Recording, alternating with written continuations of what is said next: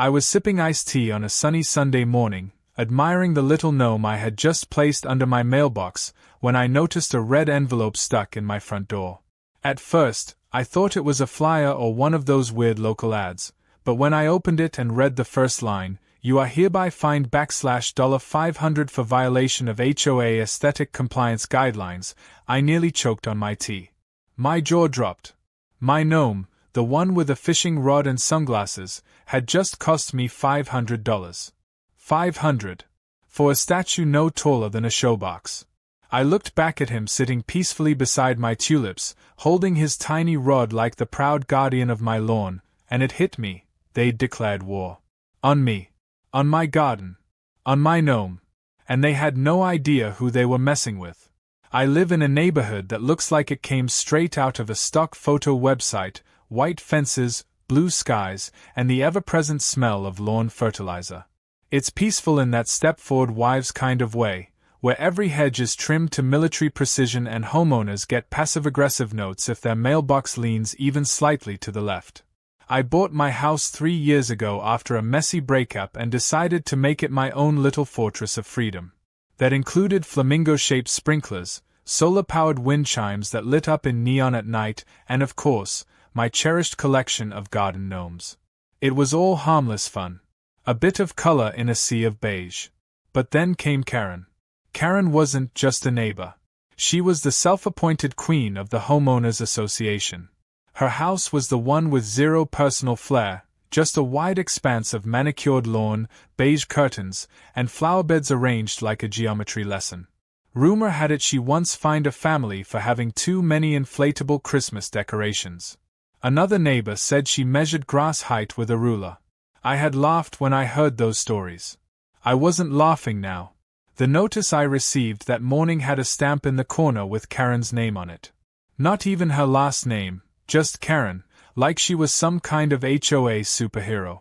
It said that unauthorized decorative items that do not align with community standards were grounds for immediate fine and possible removal.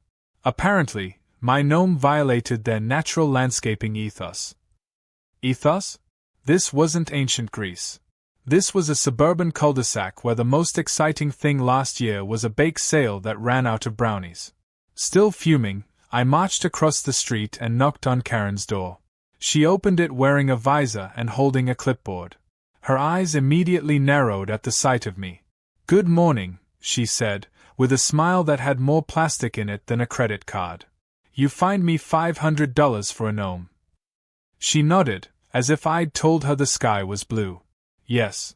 Decorative statues not listed in the HOA compliance manual are not permitted. I stared at her. "You're seriously telling me a 12-inch garden gnome threatens the community's integrity? If we let one person put a gnome, then someone else will put a pirate ship, and before you know it, we're living in Disneyland." "That sounds awesome." She didn't even blink. "You have until Friday to remove it, or further action will be taken." I walked back to my house feeling like I'd been hit with a cold towel. I stood on my lawn, staring down at Norman, yes, I named him Norman, who looked back at me with his goofy fishing hat and blissful grin. I didn't ask for much in life. I just wanted a peaceful corner of the world where I could decorate how I liked and drink tea in peace. But now, I had a choice: remove Norman and bow to the HOA tyranny, or fight back. That evening, I sat down with my laptop and started researching. I wasn't just angry, I was inspired. The HOA handbook was a 12-page PDF, and nowhere in it did it explicitly ban gnomes. It just used vague phrases like inappropriate decorative items and visual disruption. Vague enough to be twisted, but vague enough to be challenged. The idea came slowly, like a mischievous cloud drifting in. What if I didn't remove Norman? What if I added more? A lot more. By the next morning, I was already visiting thrift stores. I found a ninja gnome at the first place for $5. The next shop had a sunbathing gnome in a Speedo. One had a night gnome holding a butter knife like a sword. It became a game, a mission. I ordered rare gnomes online. Some looked like Elvis, some like Star Wars characters, and one was riding a llama. Within 3 days, I had 15 gnomes spread across my yard. The neighbors began to notice. At first, they walked slower past my house. Then they stopped. Then they laughed. Old Mrs. Dunlap from 2 houses down gave me a thumbs up. A teenage girl on a skateboard shouted, "Nice army," as she rolled by. My mailbox was suddenly a tourist attraction. Karen, of course, was less than thrilled. She left 3 more notes taped to my door, each more furious than the last. One of them just said "remove them or else" in all caps. I stuck it on my fridge next to my vacation magnets. On the 4th day, I caught Karen marching around my lawn, phone in hand, snapping pictures of each gnome like she was building a case for court. I opened my window and called out, "Make sure you get the one mooning you. That's Sergeant Cheeks." She stormed off without a word. That night, I set up solar lights that illuminated each gnome with theatrical flair. Some glowed red, others blue, and one even blinked like a police siren. I set a Bluetooth speaker to play dramatic orchestra music on a motion sensor. When Karen walked her dog past my yard the next morning, the lights flickered and the music began, swelling like a movie trailer. She screamed. Her dog ran away. I watched from the porch eating cereal and waved. More neighbors came over. Some brought coffee. One brought me a Viking gnome they found on vacation. The mood had shifted. It wasn't just me against the HOA anymore. It was us. A community. A movement. A rebellion of the ridiculous. And so, with every new fine they slapped on me, I added more gnomes. Every insult from Karen became fuel for creativity. I built tiny gnome barricades. I set up a gnome tea party. I even installed a tiny gnome guard tower made out of popsicle sticks. But deep down, I knew this was just the beginning. Karen wasn't the type to go down easy. She had power. She had rules. And worst of all, she had the HOA handbook in her corner. I'd thrown the first snowball in what was about to become a suburban snowball fight of epic proportions. My yard was no longer just a garden. It was a battlefield. And the gnomes were ready for war. The next morning, I woke up to the sound of a car slowly cruising past my house. I peeked out the window and saw Karen sitting in her silver sedan, staring at my yard like she was analyzing an active crime scene. She held a notepad and scribbled something down, then leaned forward to take a photo. She looked furious, like the gnome army had personally insulted her ancestors. I smiled, stretched, and walked out onto the porch with a mug of coffee in hand. As soon as she saw me, she sped off down the street like a cartoon villain retreating to plot her next move. I knew then that I had officially gotten under her skin. Fueled by my morning victory, I spent the rest of the day adding to the gnome army. My delivery from an online novelty store had arrived, and inside were 12 new gnomes. One was dressed like a lifeguard holding a whistle, another wore a chef's apron and wielded a spatula. There was even a disco gnome with a glittery hat and mirrored sunglasses. I arranged them with care, each one telling a little story within the yard. I made scenes, an outdoor kitchen for the chef gnome, a lifeguard tower made of cardboard and duct tape, and a tiny dance floor under a hanging disco ball made from a cut-up ornament. It looked like a party had exploded on my lawn, and I loved every inch of it. Later that afternoon, I got a knock on the door. It wasn't Karen this time, it was Mr. Jenkins, the vice president of the HOA. He was in his 60s, wore suspenders over a plaid shirt, and always smelled faintly like peppermint. He stood there awkwardly, holding a folded paper.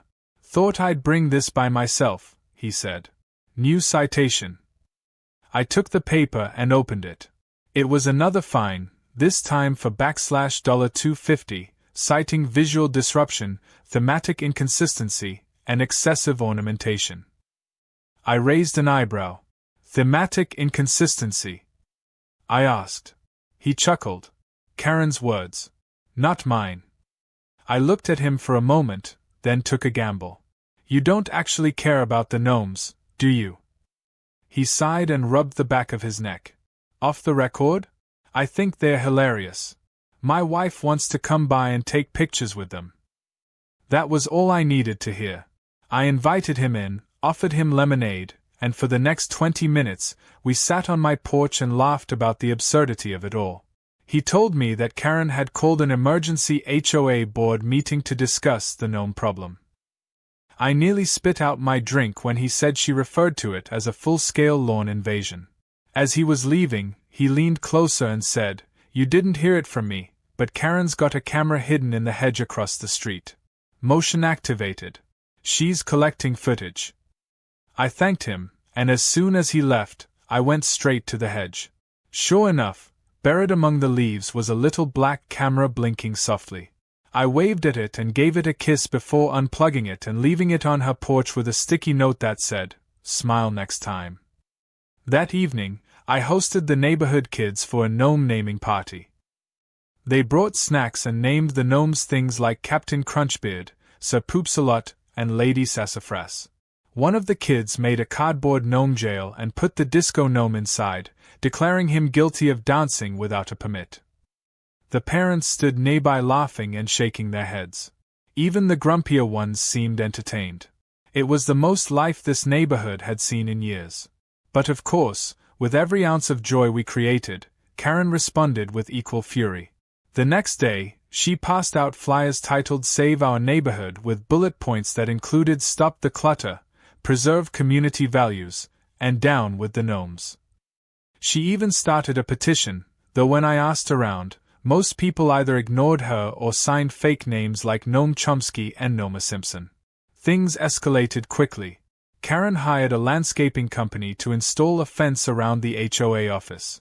When I walked by to drop off my monthly dues, I saw a sign posted on the door that read "No Gnomes Allowed." I couldn't help but laugh. The gnomes had become sentient in her eyes, enemies infiltrating the community. Later that week, I received an email with the subject line "Cease and Desist." Apparently, Karen had gone to a lawyer and drawn up an official warning, threatening legal action if I did not immediately restore the visual harmony of the neighborhood. I forwarded it to my cousin, who was a junior attorney in another city. He read it and replied in all caps, "This is hilarious. Do nothing. You're fine." Still, I wasn't about to sit idle. I knew Karen wouldn't stop. So I took the next step.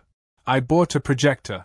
At exactly 8 p.m. the next night, I projected a slideshow onto the front of my house. Each slide featured a gnome and a caption. "This is Lieutenant Gnomeson. He defends freedom. Here's DJ Gnome Drop. He spins justice. Meet Granny Gnome. She bakes rebellion pies." Neighbors gathered on their porches to watch, some bringing popcorn. Kids clapped. One guy even pulled out a lawn chair and a Bluetooth speaker to play background music. The gnomes were now celebrities. The next morning, a new violation appeared on my door, this one nearly 3 pages long. Karen had gone full essay mode, detailing every perceived infraction. She included color-coded diagrams and a pie chart that somehow suggested my gnomes had decreased the neighborhood's property value by 17%. I took a photo of the chart, printed it on a flag, and stuck it in my yard. By now, people had started to take sides. Some neighbors joined Team Gnome, placing their own little statues on porches and lawns. Others remained neutral but admitted they were enjoying the show. Karen's camp was shrinking, reduced to a few rigid followers who mostly kept to themselves. But she wasn't finished.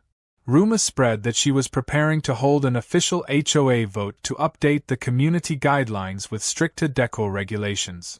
If passed, she could have the power to forcibly remove anything she deemed unsightly, including my entire gnome army. I knew I had to act fast. I needed something big, something that would cement public support and expose the ridiculousness of Karen's crusade. So I began preparing for the ultimate display. Something no one in the neighborhood would forget. Something that would tip the balance once and for all. In the meantime, I continued adding gnomes slowly and strategically. I placed a yoga gnome in a meditative pose under the maple tree. I hung a skydiving gnome from a tree branch with clear fishing line, giving the illusion it was falling from the sky. I even found one dressed like Abraham Lincoln and positioned him as if giving a speech from a tiny podium. It wasn't just decoration anymore. It was performance art. And across the street, Karen watched it all, her frown growing deeper with every new addition. But the next move was mine. And I was going to make it legendary. It was the quiet before the storm. The air was heavy with tension, and though the neighborhood looked as peaceful as ever, I could feel the unease swirling beneath the surface. Karen had gone suspiciously silent for the past 2 days. No letters, no angry flyers, no HOA patrols in her silver sedan. It didn't feel like surrender, it felt like plotting. Something was coming. And I wasn't wrong. At exactly 9 a.m. on a Wednesday, I received a thick envelope delivered not by regular mail, but by a courier service. It was hand-delivered, signed, and sealed.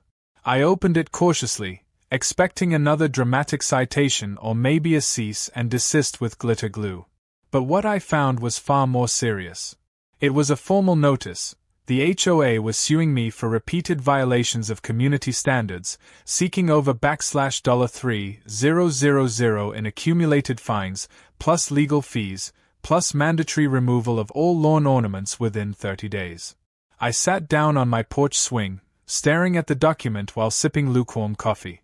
Karen had officially declared legal war over garden gnomes. By noon, the neighborhood was buzzing with whispers. Some residents had received letters warning them not to support the gnome movement or risk facing similar scrutiny. Karen wasn't just trying to get rid of my gnomes anymore.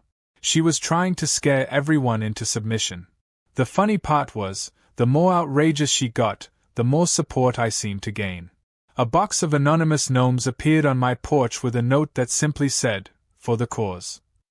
Kids walked by with t-shirts that read "Gnome Sweet Gnome."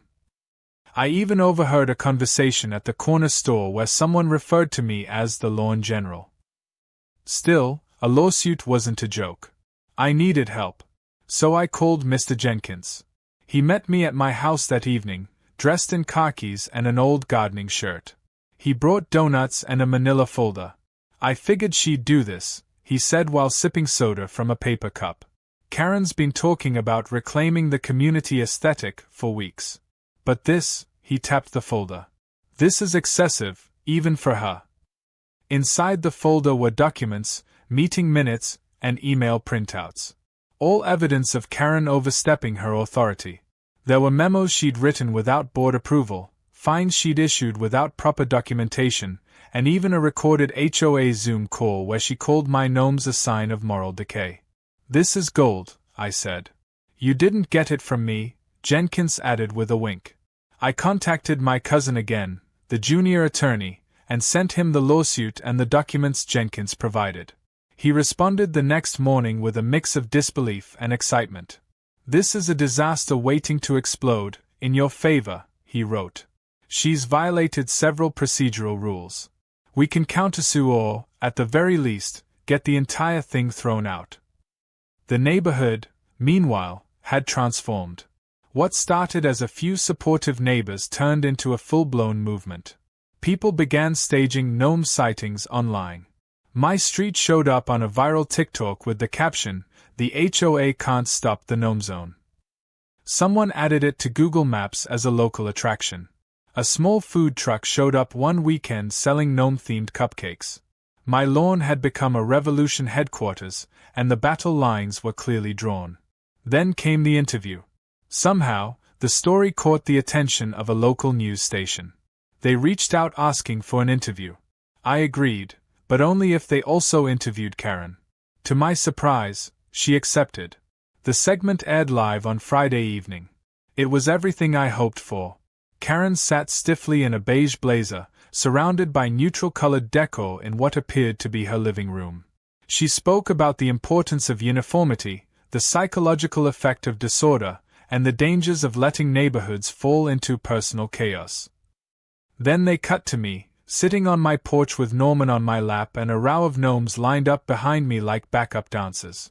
I spoke about community, freedom of expression, and how the gnomes had brought people together. It should have ended there. But it didn't. The reporter asked Karen what she would say to the children who enjoyed the gnomes. Karen, eyes squinted and voice sharp, said, "I think children should be taught discipline. Not to worship silly plastic figures. If anything, it's teaching them to mock rules." The internet lit up. Within hours, there were parody videos, remixes, and memes. One clip showed Karen saying mock rules with an auto-tuned remix playing over a dancing gnome. Her reputation was shattered. People who had previously stayed neutral began distancing themselves. Even her own supporters seemed reluctant to defend her anymore. But Karen, being Karen, didn't stop. She doubled down. On Monday morning, she held a private emergency HOA meeting with the remaining board members. She pushed through a vote to revise the HOA bylaws, adding new language that defined acceptable yard ornaments in explicit terms. It passed, barely. Now, gnomes were officially banned. Not vaguely, not implicitly, but by name. The letter informing me of the change arrived that afternoon. I was to remove all gnomes within 72 hours or face a court order. It felt like a punch in the gut. All the laughter, all the support, all the work, it didn't matter now. She had manipulated the system and gotten her way. I sat on my porch that evening, surrounded by the gnomes, feeling like I had lost the war. The kids didn't come by. The neighbors were quiet. Even the air felt heavier. Then, just as the sun dipped below the rooftops, a knock came at my door. It was Mr. Jenkins. He didn't speak right away. He simply handed me a USB drive. "What's this?" I asked. "A recording from the meeting." She broke protocol. Again. I plugged it into my laptop. It showed Karen rushing through votes, ignoring objections, and pushing the board to pass the amendment without proper notice. It was a violation of HOA bylaws. A big one. Enough to reverse everything. I stood up, feeling a fire reignite in my chest. I wasn't done. Not even close. That night, I wrote an open letter to the community. I attached the recording and delivered printed copies to every mailbox. The letter explained the illegal vote, the lawsuit, and the truth behind Karen's crusade. I didn't insult her. I didn't attack. I simply told the truth. The next day, my inbox was flooded. So were my text messages. People offered support, donations, legal help, even more gnomes. But the best message came from a man named Daniel, a former HOA president from another neighborhood. He said he had dealt with someone like Karen before. He offered to help guide a petition to remove her and hold a new election. I agreed. We launched the petition that night. By the end of the week, we had enough signatures. And now, with the court date looming, the gnome army standing tall, and the neighborhood rallying like never before, I knew one thing for certain. Karen had started this war. But I was going to finish it. The morning of the court date arrived with a strange mix of nerves and caffeine. I had barely slept the night before, too busy sorting papers, organizing evidence, and mentally preparing for what could be the most bizarre legal showdown in HOA history. I looked outside at the gnome-filled lawn, a rainbow-colored battlefield of resin warriors frozen in mid-action. They stood their ground as they always had, some fishing, some dancing, a few just lounging with little beers in their hands. It was a ridiculous scene, and yet, to me, it was the symbol of every stand I had taken in my life. Karen wasn't just fighting garden decor anymore. She was fighting expression, humor, and the right to be different. My cousin arrived 30 minutes before we had to leave. He looked like a man who had just rolled out of bed and put on a suit purely out of obligation, but the thick folder he carried said he meant business. We drove in silence for a bit, both of us mentally rehearsing arguments. When we pulled up to the courthouse, I spotted Karen already on the steps. She was flanked by two other HOA members, wearing what I assumed was her power outfit, beige skirt, beige blouse, beige heels, and a face locked in smug determination. She looked like the human version of unseasoned oatmeal. As I stepped out of the car, she didn't acknowledge me, but I could see the twitch in her jaw when she spotted the gnome pin on my jacket. A small victory before the main event. Inside the courtroom, the judge was a wiry man in his 60s with round glasses and an impatient expression. He didn't seem thrilled to be presiding over what he probably assumed was a petty suburban feud. The HOA's lawyer, a tall man with perfect hair and zero sense of humor, began by laying out the list of violations. He spoke for nearly 20 minutes, flipping through documents, citing HOA guidelines, and referencing vague concepts like visual integrity and neighborhood cohesion. At one point, he actually said the words decorative extremism, and I saw the judge's eyebrows rise half an inch. When it was our turn, my cousin stood calmly, opened his folder, and simply said, "Your Honor, if you'll allow me, I'd like to show the court a video." He walked over and plugged in a USB drive. The screen came to life, showing the recording Mr. Jenkins had given us.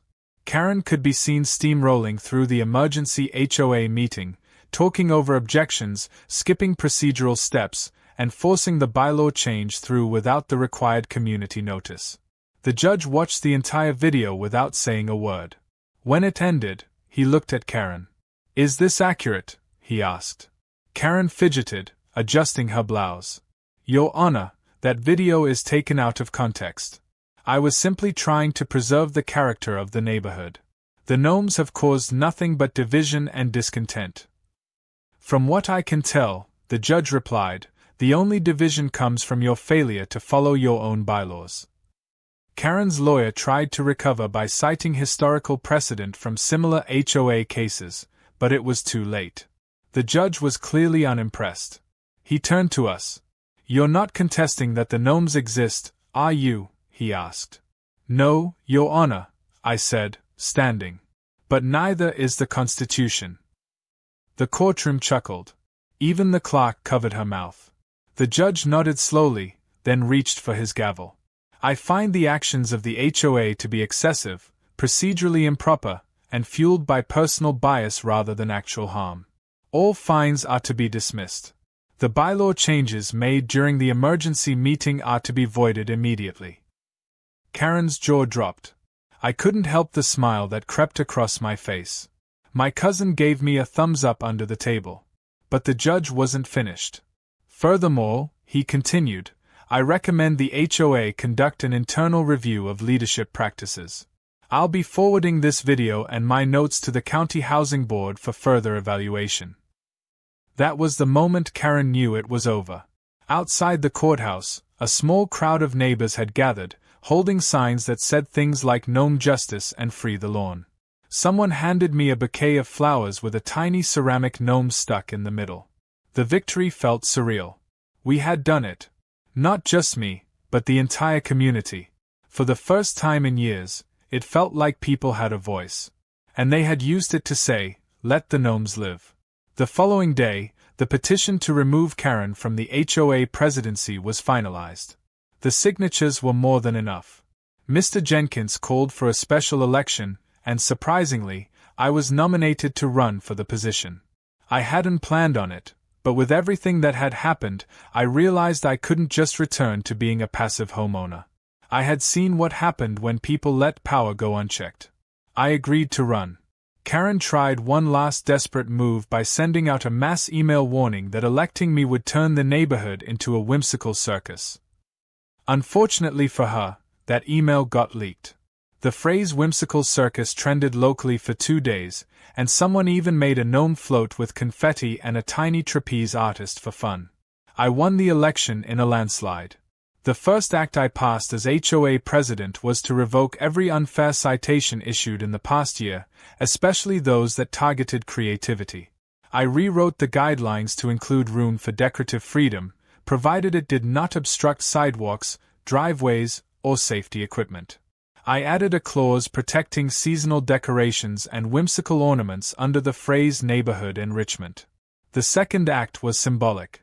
I unveiled a new sign at the neighborhood entrance. It read, "Welcome to Maple Drive, where everyone fits in." A gnome was painted beneath the text, tipping its hat. Karen moved out 3 weeks later. Word was she relocated to a gated community with stricter rules and uniform fences. Someone said she got fined for planting the wrong kind of hydrangea. Irony had never tasted so sweet. Life after the courtroom was different. The neighborhood became friendlier, more expressive, and a lot more fun. People decorated their lawns, organized block parties, and even started a weekly event called Sunday Sillies, where families would walk around and vote for the funniest yard ornament. I still had my gnomes, of course. But now they were joined by flamingos, squirrels, alien statues, and one rather disturbing plastic Bigfoot holding a pizza. I sometimes sat on my porch, watching families stop to take photos or share a laugh. It felt like the street had come alive. And all because someone decided to fight back. All because a little resin gnome with a fishing pole had been labeled a threat. It wasn't just about decoration. It never was. It was about control, about freedom, and about standing up for joy in a world that too often tries to flatten it. Karen tried to crush a spark, but instead, she lit a fire she couldn't contain. And I knew, deep down, this story wasn't ending here. Because that night, as I was locking my front door, I found another box on the porch. It had no return address, no label. Just a note that read, "For Phase 2." Inside were 30 miniature gnome figurines dressed like medieval soldiers, dragons, and wizards. And just like that, I realized something wonderful. The gnome war might have been over. But the gnome kingdom was just beginning. The day after the mysterious box arrived, I stood on my lawn with a mug of coffee in one hand and a wizard gnome in the other. He had a crooked little hat, a staff made from a twisted twig, and an expression that suggested he had just cast a spell powerful enough to shatter reality. I placed him beside Norman, who now sat at the center of a semicircle of other gnomes, all arranged in what looked like a fantasy council. Dragons flanked the perimeter, guarding the lawn with wide ceramic eyes and chipped wings. I had no idea who sent them, but the timing was too perfect to be random. It was like fate had gifted me the next chapter. News of Karen's resignation and my election had spread beyond the neighborhood. Someone uploaded the court video to a larger subreddit, and from there, it spiraled. A popular YouTube channel made a reaction video, narrating the saga of the suburban gnome war with dramatic music and exaggerated voiceovers. Memes flooded social media, and people started tagging me in photos of their own gnome armies, saying things like "For Maple Drive" and "Long live the Lawn General." It felt surreal. One day I was just a quirky homeowner decorating my lawn for fun, and the next I was a symbol for quirky rebellion against boring conformity. But while the war with Karen was over, leadership brought its own challenges. The HOA, once a silent tyrant of regulation and fines, was now an open forum for discussion. I made it clear from day one that everyone would have a voice, and any changes would require a majority vote. At first, there was uncertainty. People didn't know what to expect from a gnome enthusiast turned president. But after the first community meeting, where I let everyone speak and even brought cupcakes, the mood shifted. People began to trust the process. They proposed small beautification projects, requested more community gatherings, and most importantly, laughed more. We started hosting monthly yard days, where residents could show off their most creative lawn displays. One couple created a dinosaur scene with plastic raptors chasing a mailman. A teenager constructed a giant Pikachu out of painted plywood. And a retired firefighter made a miniature replica of our street, complete with working LED lights and tiny trees. These weren't just decorations, they were stories, expressions, art. And for the first time in years, neighbors who'd never spoken before were trading ideas, helping one another, and turning the street into something magical. The Gnome Kingdom, as it came to be known, was the beating heart of it all. Tourists showed up on weekends, sometimes in gnome hats, snapping selfies with my ever-expanding army. Kids would leave little drawings and notes next to their favorite gnomes, and one morning I found a hand-painted sign that read "Gnome Sweet Gnome" stuck in my front yard. I left it there proudly. It was no longer just my space. It belonged to everyone who had found a little joy in it. But not everything was smooth. With popularity came critics. A few new residents moved in and weren't thrilled with the attention our street was getting. One sent me an anonymous letter saying the gnome craze was making the neighborhood look like a theme park for toddlers. Another complained about the increase in foot traffic and noise on weekends. I understood their concerns, so I reached out personally. I invited them to a meeting, offered to adjust lighting hours, and proposed adding signs reminding visitors to be respectful. Some changed their minds. A few didn't. But I didn't let it slow the momentum. Then came the request I hadn't expected. The local elementary school called and asked if I'd come in to speak at their career day. Apparently, The principal had seen the story online and thought I could talk about leadership and community building. I wasn't sure what to say to a room full of kids about gnomes and HOA drama, but I agreed. When I arrived, the students were already buzzing. One kid wore a shirt that said Team Gnome. Another held a plush gnome like a trophy. I talked about the importance of standing up for what's right, even when it seems silly. I told them how one tiny statue became the reason people started talking to each other again. I talked about how rules are important, but so is joy. When I finished, they applauded, and one girl asked if she could make a gnome to add to my yard. That moment stuck with me. It wasn't about lawn ornaments anymore. It was about permission, the permission to be weird, to laugh, to care about the small things. Meanwhile, Karen had completely vanished from the neighborhood's radar. Rumors trickled in now and then. One said she tried to start a new HOA in her new community and got kicked off the board within a month. Another claimed she had developed an intense fear of lawn art and wouldn't walk past stores with garden sections. Whether true or not, I didn't dwell on it. I wasn't interested in revenge. I had everything I wanted: peace, laughter, and a yard full of gnomes who had more personality than most sitcom characters. But life wasn't finished with surprises. One rainy Tuesday, as I was rearranging the fantasy-themed gnomes to make room for a tiny catapult someone had sent me, I noticed a package on my porch. It had no return address, just a tag that said, "The next phase begins." Inside was a single gnome. Unlike the others, he wore a black trench coat, dark sunglasses, and carried a briefcase. He looked serious, out of place, almost like he'd stepped out of a spy movie. Taped to his briefcase was a small envelope. Inside was a note. "You've built the kingdom. Now protect it." I laughed, unsure if it was a prank or something else. But I placed the gnome near the edge of the yard, facing outward like a sentinel.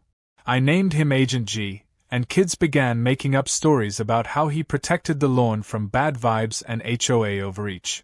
A local artist painted a mural of him on a wall near the park. The legend of Agent G was born. As time passed, Maple Drive became known for more than just gnomes. It became a symbol of resistance against dullness, a reminder that even in the most ordinary places, extraordinary things can happen when people care. The HOA became a well-functioning, democratic organization. The street became a tourist spot. The Gnome Army? It kept growing, evolving, taking on new forms. Pirates, astronauts, artists, and even a line of gnomes based on community members. Someone made a mini Mr. Jenkins holding a clipboard and smiling. I often thought back to the day I got that first fine. I'd been annoyed, then amused, then determined. But never in a million years could I have predicted that it would lead here. That a plastic figure barely a foot tall would start a movement. That a quiet street in a plain neighborhood would become something people talked about with joy in their voices.